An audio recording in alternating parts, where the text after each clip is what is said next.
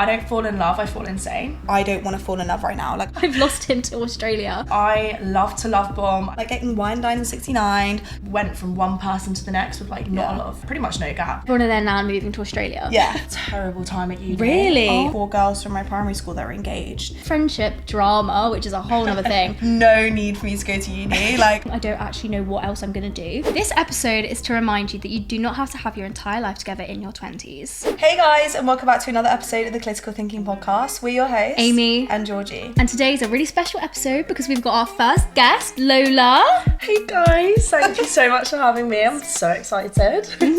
So this episode is all about navigating your 20s, and so we do want to talk a little bit about like the pressure that social media puts on us, especially during our 20s. Like, we're constantly being fed a loop of people achieving massively, earning massive amounts of money. You see videos like I'm a CEO at 25, for example. You see people doing high rocks, marathons, masters, and it's natural to start comparing yourself to what you see online.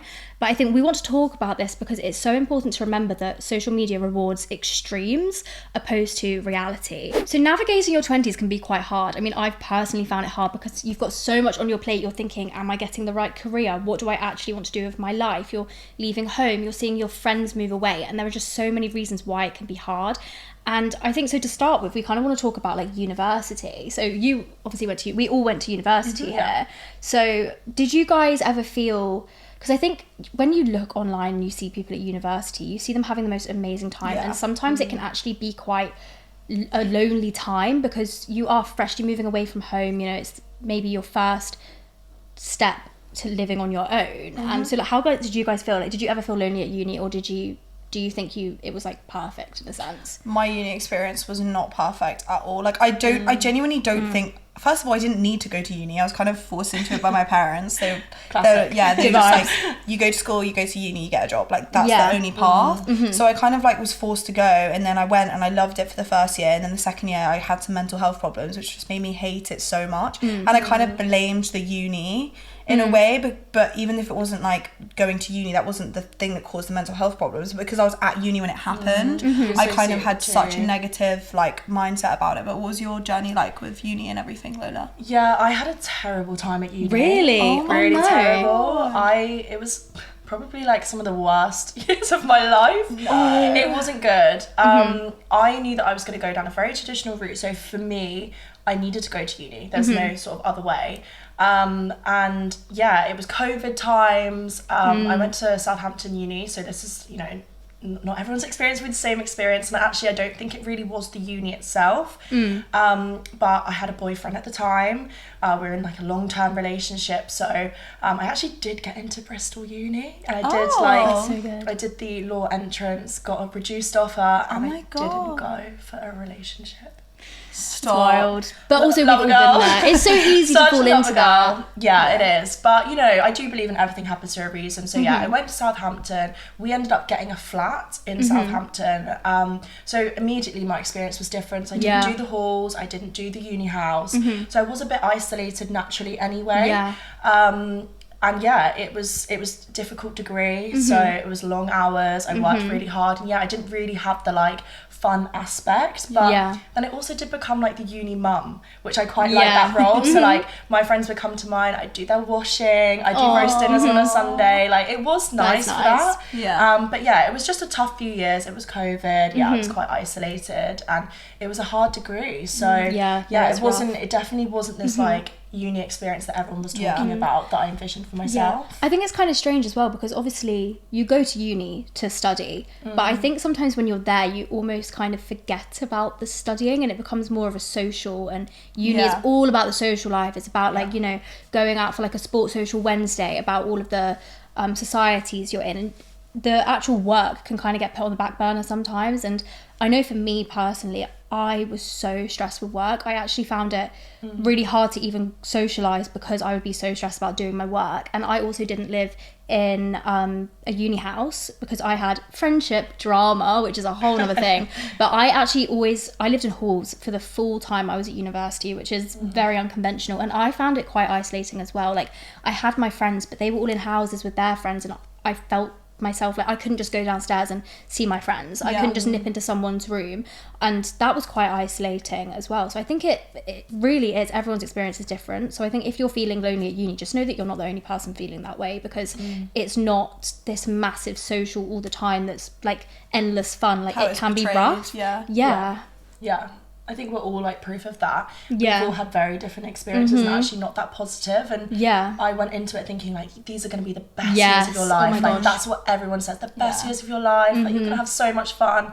And I honestly have more fun now being 24 years old than I did at like 19, 20. I have more of a social life now. I'm at home. Way more. I actually do. It's so much less stress. And it's always like, I was always told you're going to meet friends for life. Yeah. You're going to meet your friends for life at uni. I've literally got 2 friends from uni. I've got one friend. I literally had one friend, and I'm pretty outgoing. And just, I've kind of kept in contact with no one. It is really hard to make friends at uni as well, because I don't know about you guys, did you make more friends in halls or like on your course, or where did you mainly meet your friends? Definitely in halls. Friends. So I'd say friends as a because you didn't just listen, I had one.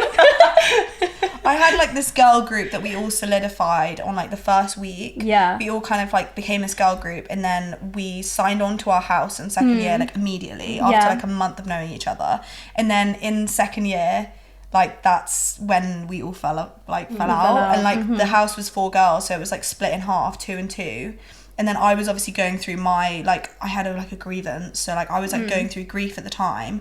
So I was, like, trying to navigate that. But then also, like, the dynamics in the house were off. So, like, I didn't even feel safe, like, in my own home in a way. Because, like, there was always eggshells to be trodden on. Things. And also, all those girls had boyfriends. And I didn't have boyfriends. So, obviously, I wanted to go out, socialise, like, meet new people. And also, because they all had boyfriends, it wasn't a house of 4. It was a house of 2, 4, 6, 7 of us. Yeah. And there was 1 bathroom. Do you know what I found It's as well? so bad. Yeah. Is that in first year, they make you decide on your house for second year in honestly So about soon. January. Yeah. So you've only got like 2 months of getting to know people to decide who you want to live with in your second year. So I found, not through my own personal experience because I didn't do halls or a house, but through my friends, the people they'd made friends with in their first few months, by the time it got to the second year and they were in this house, they weren't friends anymore. No, that was... So a lot of people had a lot of friendship dramas in second year of uni, and then by third year, everyone had made their friends, they got their groups, and people were a lot happier. So I think it's a bit of a common theme and a bit of a running theme. But I was grateful that was kind of outside of all that drama, to be honest. I didn't have to sort of think about it. So how did you guys feel coming home from uni? Because I think obviously we've spoken about having slightly more negative experiences, but I still think finishing uni can still be quite a big step, because you don't have that routine anymore. It's not like I'm in uni, I'm getting my degree. It's I'm out in the world now. What am I doing with myself? Like, how did you guys kind of like navigate leaving uni? Well, so like for me, I had a bit of a different experience. So I got my job in the second year of uni. Okay. So sort of halfway through, so I knew upon leaving uni, I would have to go back for a 4th year to do my master's in law, and then I'd be able to start my job because they recruit 2 years in advance. Okay. So for me, leaving uni wasn't this big daunting process because I already had my life sort of mapped out for the next few years, which was a really, really amazing position to be in, and you know, one that I didn't take for granted really. So I know like a lot of my friends, they were sort of like, what do I do now? Like what happens now? I also stayed in my flat as well, which meant that my life really didn't change that much. I went back to the same uni. Actually, it was a different uni, but they rented out a room at Southampton Uni to do my master's. So I didn't really have this like whole existential crisis, like what am I doing now? I had the security of knowing I had a job starting for 2 years, you know, in advance. Was it a placement? Or... No, so it's called a training contract. Oh, so okay, it's a 2-year training contract before you qualify as a solicitor, and they recruit about 2 years in advance. So I, long story short, did a 5-day bit of work experience I got in my second year, applied for the job thinking I definitely won't get it, I've got no legal experience, I'm like 21 years old, it's just not happening. But I was like, I've had a really positive experience, let's just go for it, I've got nothing to lose. Made the application, went for an assessment day, went for the final interview, and I got the job. So well done. Yeah, that's really good. That's such a slay. So it was different for me, like it was very sort of stable. Because I know a lot of people doing law really, really struggle to get training contracts, or really struggle to sort of, you know, take the steps after uni to work towards like the SEQs and like it is SEQs, isn't it? SQE, yeah. SQE. So Ignore close. me, SQEs. But All they the like right really letters. struggle. All the right letters in the completely wrong order. But I know a lot of people who did law and really struggled after trying to like get training contracts and get into it and stuff. For me, I was so close to doing panic masters because I had no idea what I was doing, and I did an English degree and I knew that I wanted to go into publishing, but I started to panic and I thought, what if I don't? What if I want to do a law conversion? What if I want to do something else? And I was looking through all the master's programs. I got myself into a house for a 4th year to do a master's, so I almost like I had that plan, the house, but I had no idea what I wanted to do it in. I just knew I wanted to do it at Exeter, where I was at uni, where I had the house. And then literally maybe a month or 2 months before leaving 3rd year, I just suddenly decided, no, I don't want to do a master's, because I'm doing it because it's like a panic thing. I don't actually know what else I'm going to do. So I pulled out, but that in itself, I was stressed because I was thinking, wow, I've like completely uprooted my plan. Like I do not know what I'm doing now. But yeah, what about you?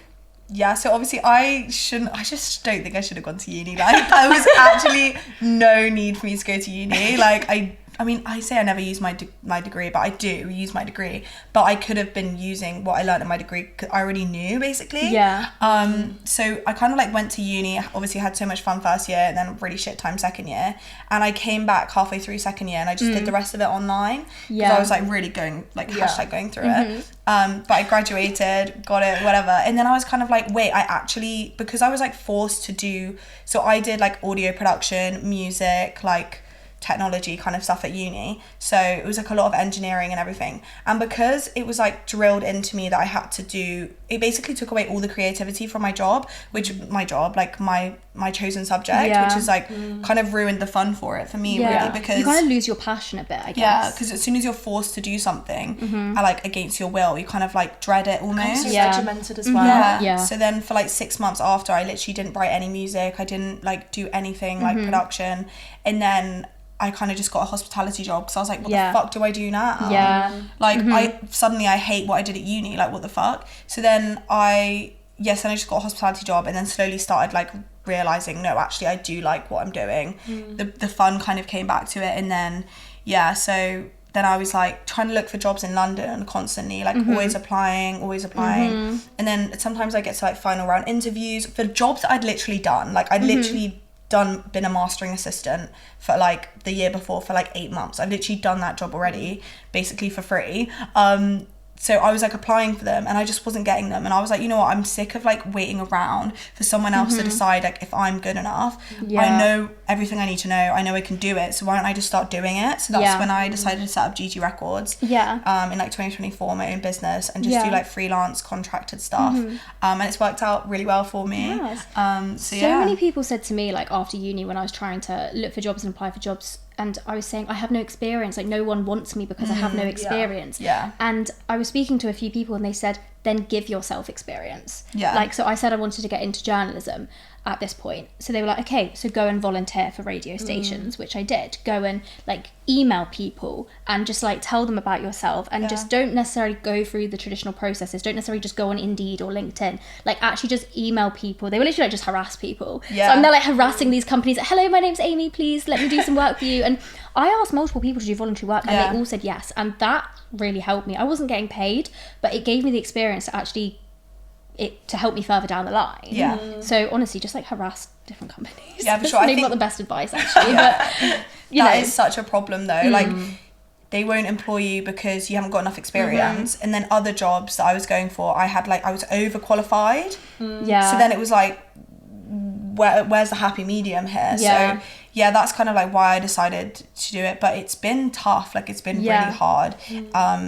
And then since then I've worked a lot of jobs that I've hated and not liked, because my like overall goal was to like obviously go full time like on my own company. But it's been really tough. It has So been rough. I'm not saying like, yeah, just set up your own business, like Yeah. because obviously it's been really hard, but I think for me at that time that felt like my only option. Yeah. Because I wanted to do what I wanted to do and no one was giving me the opportunity, so I just made it for myself. Yeah. I feel like this leads really well into like talking about career, because obviously your 20s is kind of when you start working towards your career goals and like you start working out what you want to do with the rest of your life, like what do I want to do when I grow up and stuff. And I feel like there's such a pressure on us as well. Like, I don't know about you guys, but for me, like, I had to like stop looking at LinkedIn because I would see people getting grad jobs or getting these like amazing opportunities, and I was getting really down because I was thinking, it was kind of jealousy, but also it was a bit jealousy, but also I was just thinking like, why am I not getting hired? Like, what's wrong with me? What am I doing wrong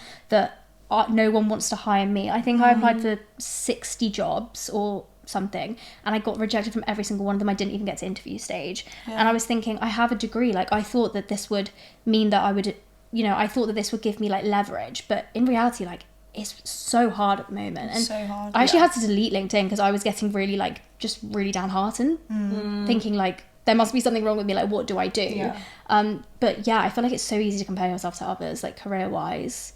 I found it really rough. But ultimately, like, we're all on our own journey, right? Yeah. And all three of our industries are entirely different. They work in such different ways. Yeah. So there's really just no point in comparing yourself. No. And like we've just said, it's sort of what came first, the chicken or the egg. Yeah. Right? So it's so hard to get your foot in the door because everyone wants you to have experience or you have too much experience.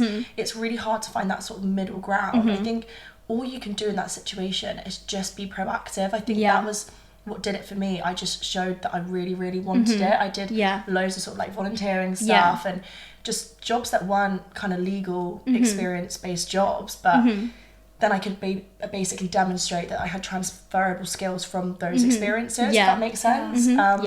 And just doing what you can, just being like proactive, just doing something. Don't just sit there and be like, oh, you know, woe is me. like, oh, I can't get a job. Like, you know, no job's going to arrive on your doorstep tomorrow. You have to be kind of putting in the work. Put yourself out there. But also, you know, I remember applying for a job at a supermarket in COVID, thinking like, I'll definitely get it. You know, had A-levels. I was in year 13 at the time. I was like, oh, you know, I've got A-levels. You know, why wouldn't I get a job at a supermarket? Got rejected. I applied for multiple supermarkets. I don't know if I failed the tests. You know, like when they give like, you, and it's like, what would you do? Your manager comes up to you, blah blah blah. I don't know if I failed them, but I could not get a job at a supermarket, and I don't know if it's I don't know why, but and it just goes to show you think it's easy to get a job, and not it isn't necessarily. Not. No. And I also think like your parents kind of drill it, my parents did anyway, they kind of drilled it into me, like when I was like, oh, I'm going to do freelance, I'm going to start my own business, that didn't make sense to them because that was not what they were raised and brought up on. And the kind of like, I had to kind of help my parents understand how difficult it actually is these days to like get settled in your career, to get like employment or to even just decide what you want to do. Because I also feel like when you come out of uni, like you feel like you have 1,000,001 options that you can almost get like decision fatigue and be like, wait, I've got this degree which can be, I could do, like you said, law conversion, or I can go and do journalism, like what you were kind of going through. Have you guys read The Bell Jar by Sylvia Plath? No. Okay, so there's a quote in it. Sorry, literature sheet. This is like English girl. Hang on, he's taking my role as quote girl. I think I am. Let me just write this one down. So that's my USP now, so I've stolen it. I've got a TikTok near you. Wait, I feel left out that I'm also not a quote girl now. You need to go up a quote quick. But it's basically this quote, and it's about the protagonist. She's like looking at this fig tree, and she's saying like she's seeing all the branches like branch out, and there's a fig on each one, and she's basically like, one fig is being a mother, one fig is, so for me, for example, one fig would be publishing, one fig would be journalism, one would be a podcast. And she's like got all these ideas of what she wants to do, and like the longer she looks at it and stuff, they start to like rot and fall to the ground. And it's kind of like her saying like she can't decide what she wants to do, and she can't pick one without the other figs like rotting and falling away. And it's kind of like you've got so many decisions and so many paths to go down. It can get so stressful trying to pick one, and it's so confusing, and you almost feel like you're letting yourself down if, I don't know, you pick the wrong fig, or if you know, like you go for the wrong branch, have you lost another opportunity? And I feel like that literally just represents exactly how so many of us feel in our 20s, like with careers and stuff. 100%. Although, like, what I would say is the world is sort of our oyster nowadays. You can pretty much work from any country, do anything, like you said. There is a decision fatigue there. However, you know, it's nothing's stopping you from changing your career, right? You can go and do something and change your mind. You can go and start a master's and last minute drop out. You know, nothing is really that permanent or set in stone. So you can just change what you wanted to do. So I don't think we need to put this pressure on ourselves to be like, I'm going to be, like for me, I'm going to be a lawyer and I have to stick to being a lawyer for the rest of my life and I can't get out. That's not the reality. No. I could decide tomorrow that I want to go and be a florist, you know? Yeah, this is so like, true. You know, and to be honest, I do think about it sometimes. Just have you know? So it's you don't need to put this pressure on yourself to make a decision and necessarily stick to it. Obviously, you don't want to move around jobs too much. It's probably not a great look, but there's definitely a statistic there. I think it says, I don't know if you guys know what it is about how many different jobs we're going to have in our lifetime, but I'm interested to find out. I remember hearing a statistic about, you know, our generation, how many jobs we're going to have in our lifetime, because it's not like our parents. Like, you know, they grew up in a little village and they do the job that their parents did, or someone they knew, and then they just do that job for the rest of their lives. Like, you know, it's a privilege, isn't it? We get to access. We have way more opportunity. Way more opportunities now. So don't worry about it. Don't put pressure on yourself. Like, you can leave. Like, you're not stuck. Exactly. As long as you kind of are making sure that you're enjoying what you're doing and you love what you're doing. And even if you don't love what you're doing, but you think like it could lead you or open some doors somewhere, that's kind of like how I viewed it as well. Like, for example, when I was like jumping from like in hospitality, I was like, I know this isn't me forever. This is a means to an end while I get my business up and running, while I can earn enough from my business to like, you know, overtake from my income from like this hospitality job, like means to an end. But I would just say what helped me was just making sure that I had something that was fulfilling me. It definitely has to fulfill you in some ways. But I definitely. also think it depends on sort of like what outputs you're focused on. So for me, it would be arguable to say that it's not like a love or necessarily a passion. Doesn't mean I don't like my job. I actually really do like my job. But is there passion? Is there love? You know, am I sat there drafting something thinking, God, this is amazing? In the same way that maybe you guys do. But on the flip side, the outputs that I care about is just, you know, job stability, being intellectually sort of stimulated and challenged. Like, they're all things that mean a lot to me and are important to me. Therefore, I have job satisfaction. So sometimes it's not as direct as sort of thinking like, am I going to wake up every day and skip into work? You know, it's, it can just be like what that gives you, know, financial stability or security. You've got to be realistic. It can be kind of different things that helps you get the love for it, you know? And also for me as well, like I'm currently in a job which I'm not going to stay in for the rest of my life. I'm kind of there because your employer watching this right now. It's a job, you know. Money's money. Money's money. It's a job. But what gets me into work as well is the people, for example, and the experience and the opportunity, because I am learning every single day. So like you say, there's intellectual stimulation there. You know, you meet people, you make relationships with your colleagues, you know, you can have a little chat, you can have like, you have your nice lunch break, for example. Like there's still silver linings and little positives that you can 100%. Take away from a job. Yeah, exactly. So as long as you're kind of finding fulfillment, even if it isn't fully in your job, but just like Lola said, if there's things about your job that, you know, kind of give you that security and like make you feel good, then okay, even if it's not your dream job, you know, you're doing other things like Amy's writing, for example, that kind of fulfills her in other ways. For me, like I have to have a creative outlet. I'm incredibly creative, and if that doesn't go anywhere, it turns into anxiety kind of thing. So I'm like, she's like rocking back and forth, like where's my creative outlet? God. For you guys it's like intellectual to bit like intellectual stuff, and then for me I'm like, I just have to do something like with my hands basically. When Georgie was stressed one time, she started making jewelry, and I was like, are you okay? She was like, no, I'm making tree ornaments. Meanwhile, I'm sat there making lists. Like, that's because I'm not creative, really. Different things work for different people, and like obviously all we can say is we're all like in our early 20s as well, so like all we can say is like we're also figuring it out. You're not alone. Just don't feel like you're the only person there stressing and not knowing what they want to do with their lives. So obviously you've spoken a little bit about career and how overwhelming it can be, and like decision fatigue and just everything's so overwhelming, especially coming out of uni. But I think that alone is difficult to deal with, never mind having to like open Instagram and see like everyone's getting engaged or like having babies, pregnant, going like, to Japan, that's what yeah, you want. literally. So like I think or Australia. Yeah. You can't forget Yeah, Australia. Why is no. everyone in there now moving to Australia? yeah, for real. Like, but I think like having to deal with everything with the career, and then to even think about like your future relationships, like that on top of everything else, it can just get a bit overwhelming. So how have you found it with dating and everything, guys, like in your 20s? Gosh, where do we start? I mean, like, I'm obviously in a relationship now, which is Yeah. amazing. Love my Congrats. boyfriend. Thanks, guys. Love my boyfriend, So happy for obviously. you. But that was not easy getting there. I mean, like, Yeah. obviously, we've always been good, but like, I feel like your 20s, it's a really hard time to get into a relationship because, say, for example, you meet someone at uni. So I did have a boyfriend at uni, and then we obviously broke up. But before we broke up, we were thinking, okay, so you're going on a placement next year. You're going to be up in Carlisle, and I'm going to be down in Exeter. So it's like that distance. And then we ended up breaking up anyway, but you're thinking about the distance. And then I had situationships at home, and a lot of the situationships that I had at home after uni ended because of people moving away and people moving around. So like, I had one guy move to London, I had another guy move to Wales. Like people are just like going all over the place for work, for people doing masters, for example, or moving to Australia. Like we say, like I feel like everyone, you get with a guy and then next thing you know they're like, oh, move to Australia by the way, like I'm off, or they go traveling. And it's so hard to navigate a relationship when everyone's all over the place. And my boyfriend right now is actually in Australia, but Another one he's taken to honestly Australia. another one taken. Yeah.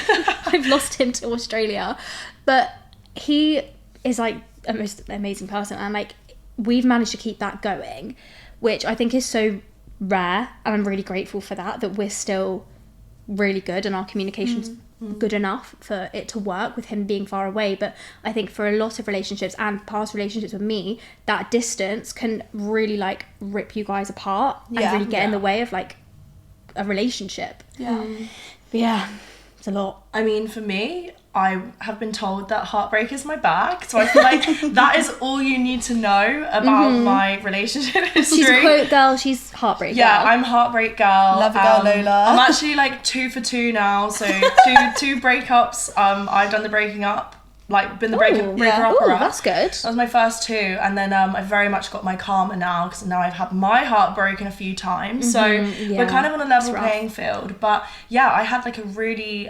long-term 6-year relationship as my first relationship.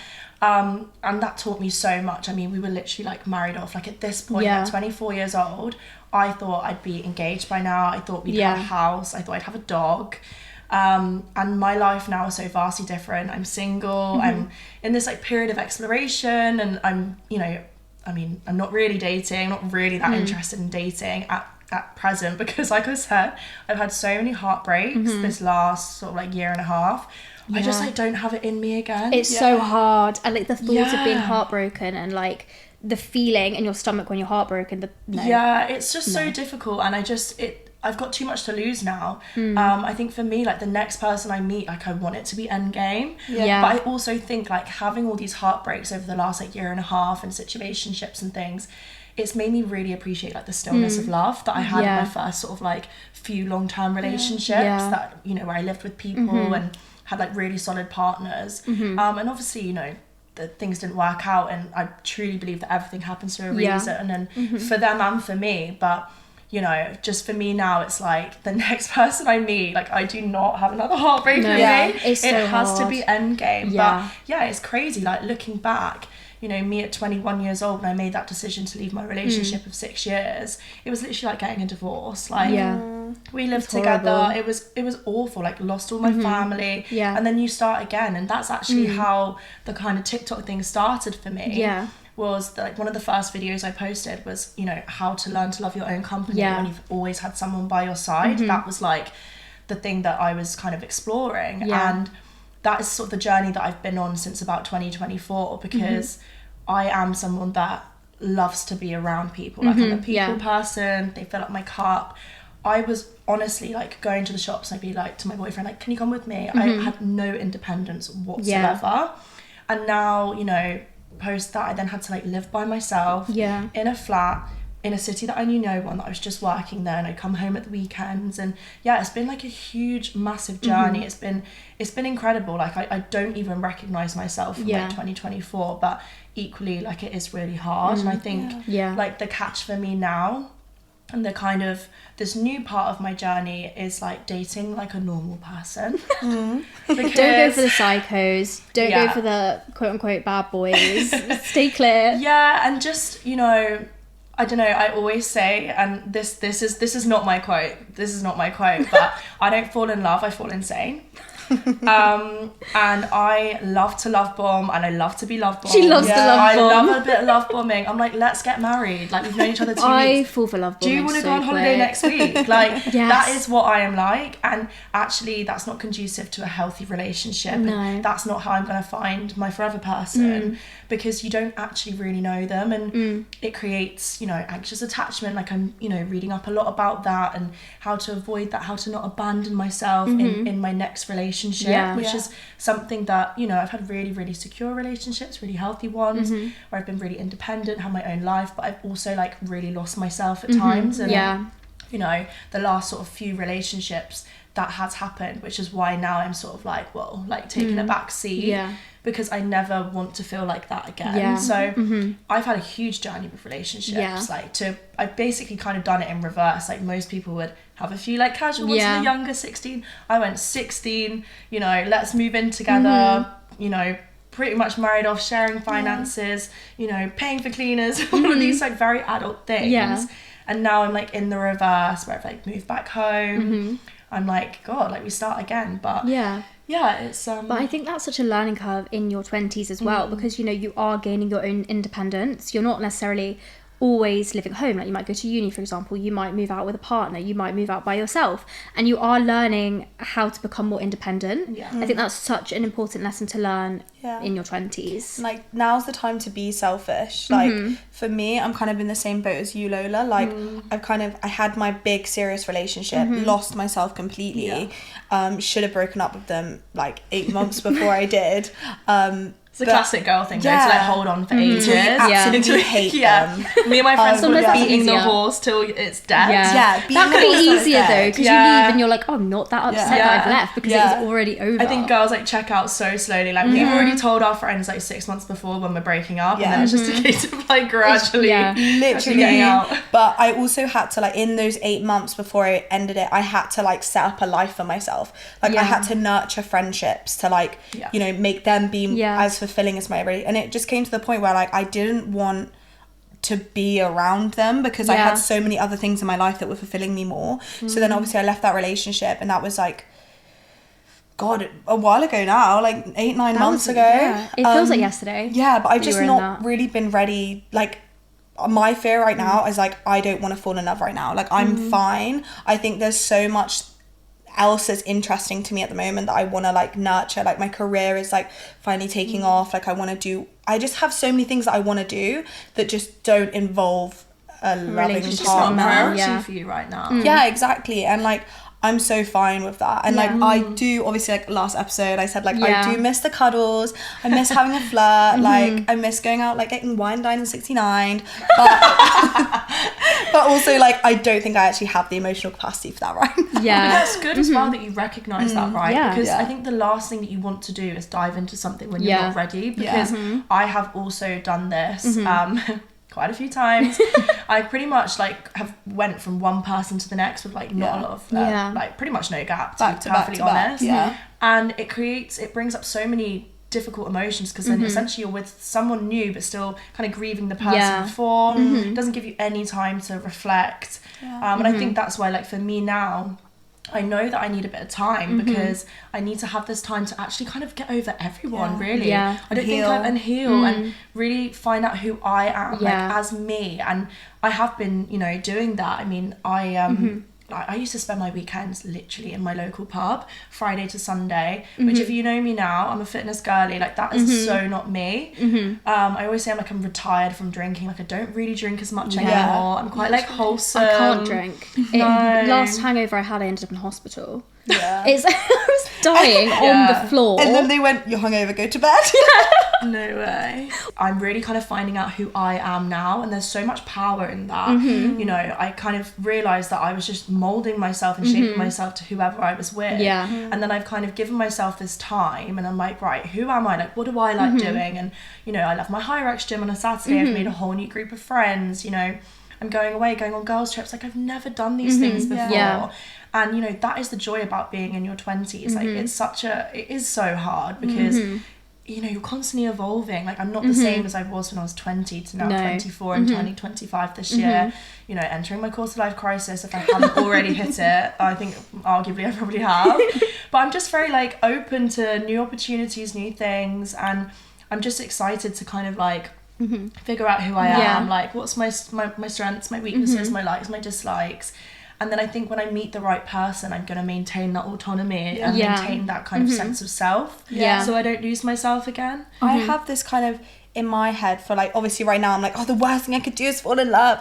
No, like, obviously that's not the worst thing ever. If it happens, it happens. But I'm not actively looking because I am just enjoying this experience, like this experience of discovery period. Like this exploration time. Like, and in the back of my mind sometimes I'm like, I want to be the best version of myself internally, so that when I do meet my forever person, like, I'll be like the best version of myself. And you can give the best of you to them. Like, I can show up for them as well as I would like to, because I know inside I've done the work, I've healed, I've, like, made these discoveries about myself, I've achieved things that fill myself with joy. Like, I've got stories to tell, like, my grandkids. Do you know what I mean? Learn to find yourself and love yourself. I feel like there is this pressure though when we do open, like, the apps and everything, to, like, see everyone. And then obviously I don't know, like, if it's just me, but I have this, like, really horrible thought at the back of my mind, like, your biological clock is ticking, your biological clock is ticking. You're 24. I know, I need to actually get a grip. But, like, do you know what is the antidote, sorry, not the anecdote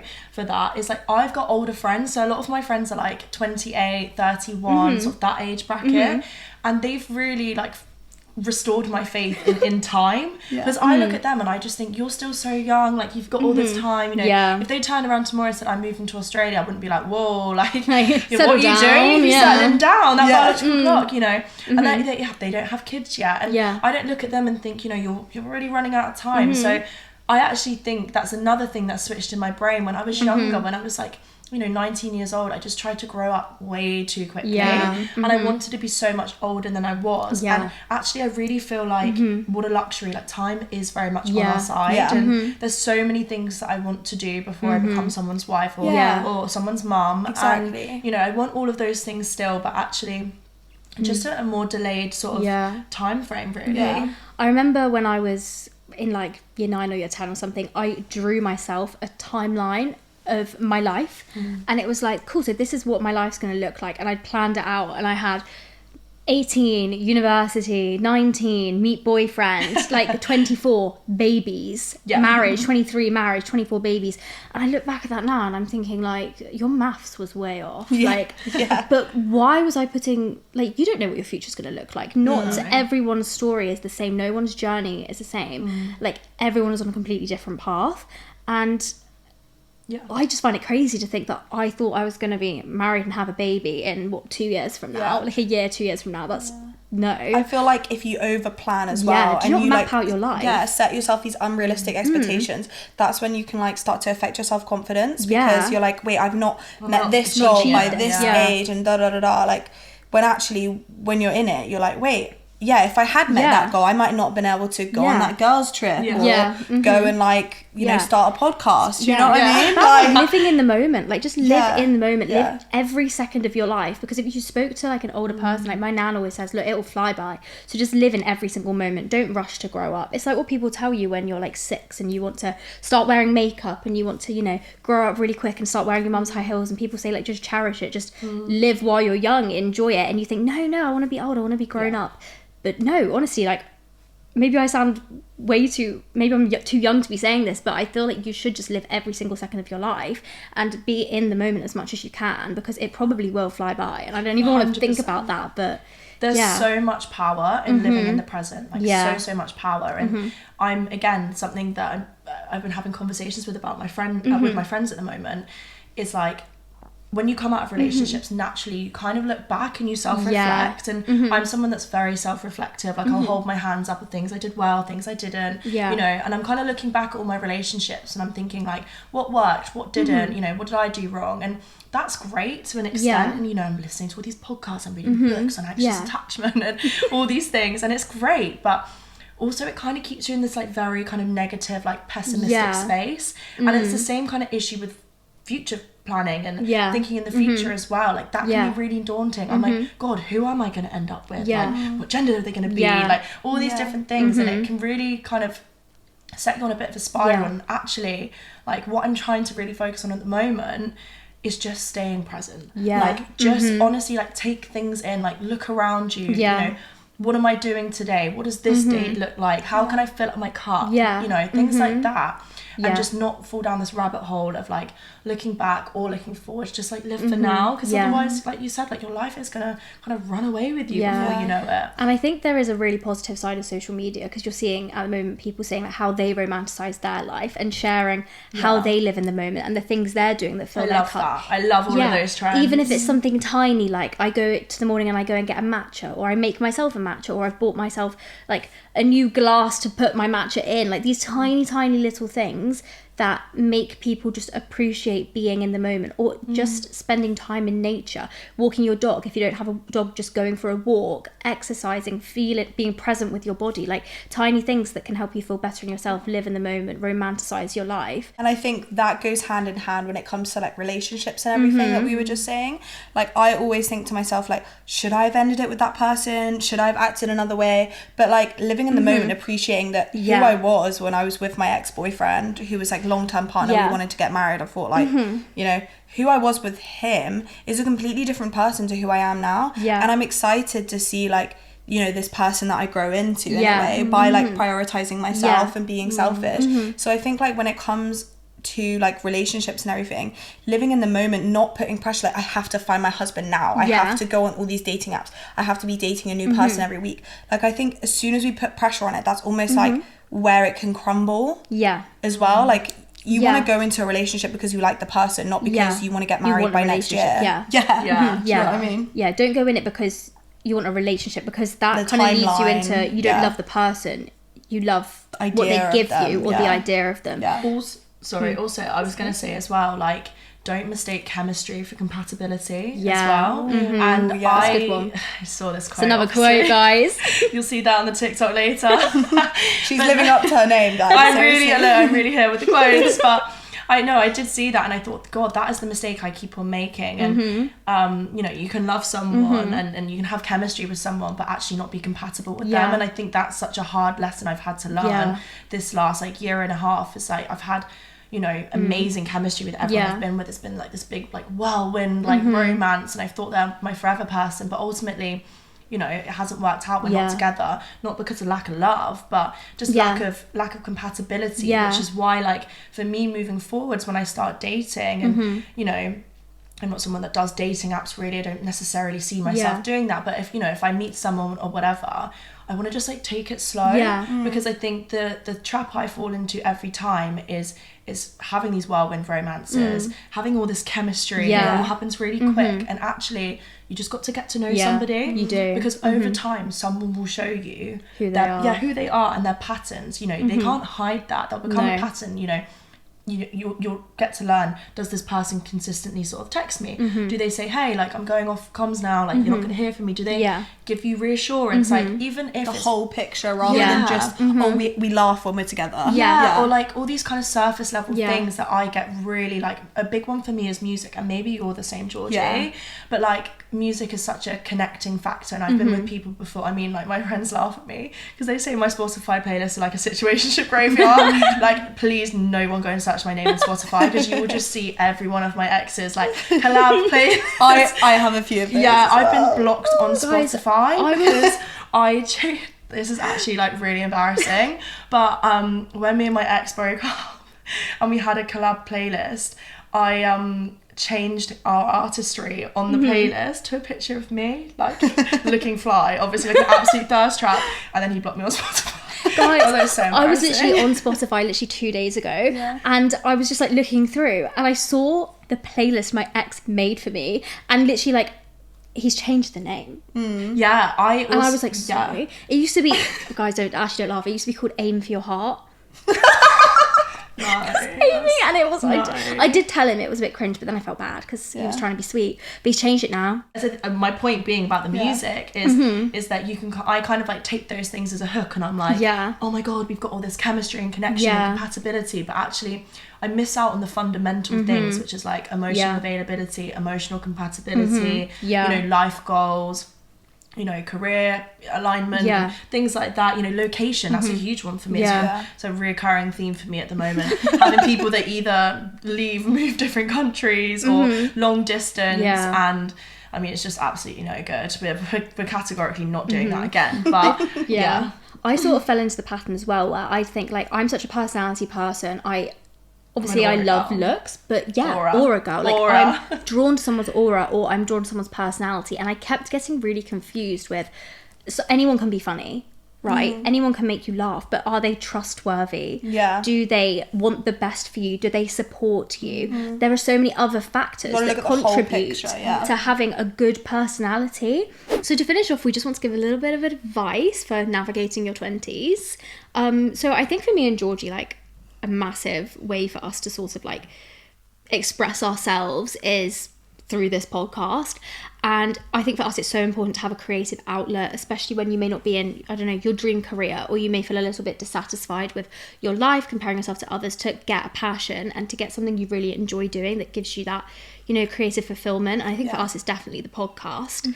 But yeah, like what about you, Lola? What's your kind of like outlet or your final words of advice? I mean, I'm constantly writing down quotes that I hear or like that really resonate with me because I'm quite a girl. And then they go up on my TikTok, and people seem to like them because I think, you know, they're a good way of like summing up how we're kind of all finding life. And I find it really therapeutic, that for me, kind of finding things that resonate and then sharing them with other people that like, thank you so much, this was really helpful. And I think just in terms of like parting words of advice, you know, your 20s are so beautiful in a way because we're not the finished product. No. We're all about evolving. We're constantly changing. Life is very up and very down. And I would just say, you know, just go with it. Like, there's so much beauty in that.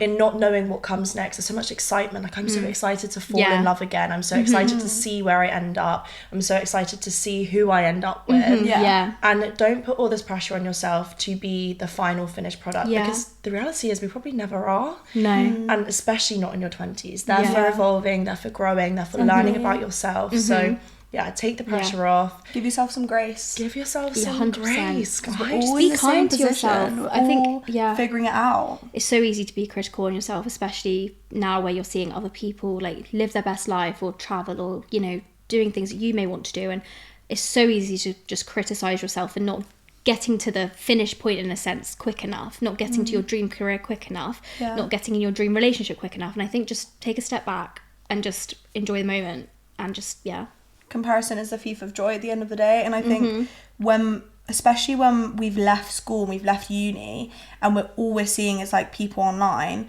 and like our peers that maybe people we grew up with, like there's like 3 or 4 girls from my primary school that are engaged and I'm like, what? Like I can't even think about falling in love, but I'm excited for the future. Like I'm excited on just like doing me. And I think if you kind of zoom out and you think, what is actually important to me? What's important to me is having a creative outlet. That's this podcast. Doing like stuff that fill my cup, like making sure I exercise and eat well and everything. Like just if you're doing things in your day-to-day life that are fulfilling you, then eventually you never know where you'll be, but you'll be happier because you're focusing on you. Like this is your time to be selfish, like we said. And I really hope as well, like this episode with all 3 of us has shown you that you can be on completely different paths. You can have completely different careers, completely different relationship statuses, and ultimately like none of it matters, and you know that's the beauty in it. So don't compare yourself because none of us are the same people. Thank you so much, Lola, for coming on the podcast. Thank you so much for having me. It's been so much fun. It's been great to get another perspective. Obviously, as you said, like we're all in completely different positions. But yeah, it's been great to chat and like hear your opinions. Got the real life quote girl right here on the Clip podcast. Feel privileged to have her, guys. Thank you so much for watching this episode all about navigating your 20s. And this is definitely a topic that we can just keep coming back to because, like you say, we're ever evolving. We're forever having new experiences. And that is the beauty of your 20s and the excitement of it as well. So, yes, thank you so much for watching. And you can find us on Spotify and YouTube. We can't wait to see you there.